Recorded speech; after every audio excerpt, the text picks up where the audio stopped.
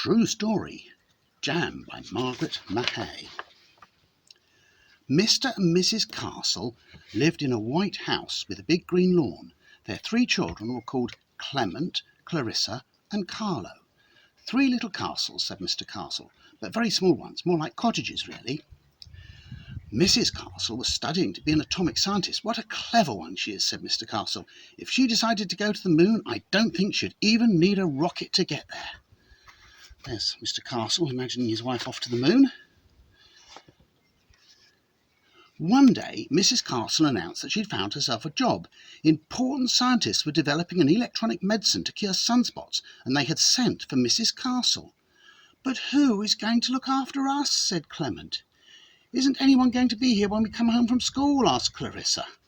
Carlo was too young to say anything, but he looked worried. "I shall be here, my dear little cottages," Mr. Castle cried. "You have no reason to be anxious." Mr. Castle was as good as his word. He washed and dried the dishes. He swept the house from top to bottom.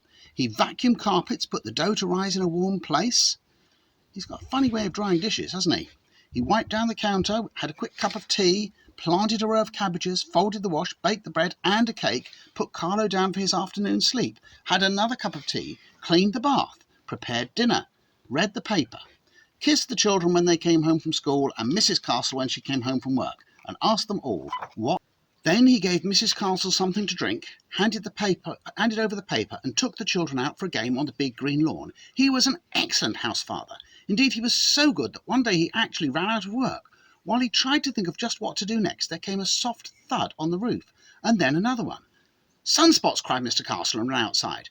It was not the sound of falling sunspots he had heard, but big, ripe plums tumbling off the old plum tree that grew behind the house. There they are, look, big ripe plums tumbling off the plum tree. Mr. Castle was delighted. Gathering the falling plums, he made 3 pots of plum jam. The next day, many more plums fell from the tree, and Mr. Castle made 20 pots of jam. The following day, the ground under the tree was covered in big purple plums. That day, Mr. Castle had enough plums to make 30 pots of jam. But the day after that, there were even more plums. Mr. Castle had run out of jam jars. "What a challenge!" he cried. "Not a single plum must be wasted." He filled all the vases in the house with jam. He filled all the glasses too. Even Carlo's rabbit mug and teapot were filled with jam. "The whole house is like a jam factory," said Clement. "It's like a school for jam pots," said Clarissa. "Your father is a born artist," said Mrs. Castle. "He is the Picasso of jam makers." "Now all the work is done," said Mr. Castle, looking pleased. "We can look forward to eating this delicious jam all year long." They began with jam sandwiches. Mrs. Castle, Clement and Clarissa had jam sandwiches in the lunches Mr. Castle prepared for them every morning. Carlo, who was cutting new teeth, had jam on his crusts, and it looks like the doggy was getting some as well, look. "Hooray!" called Mr. Castle. "We've emptied the teapot already. We'll be able to have tea with our cakes, cookies and tarts." Yes, I think being able to have tea would be a bit of a problem, wouldn't it? That winter the roof leaked a little. Mr. Castle's jam proved very useful, for as well as being delicious, it stopped leaks. When the tiles came off the bathroom floor, Mr. Castle stuck them down again, with jam. After weeks of devoted jam eater, they could put flowers in the vases again, and drink from glasses instead of egg cups.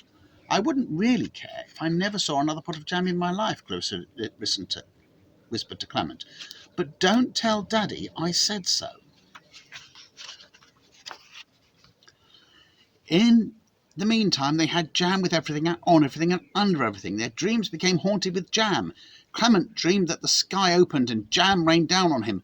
Clarissa dreamed of fat, shadowy jam pots marching through the night, crying out a terrible war cry of "Jam, jam, jam, jam, jam, jam, jam, jam."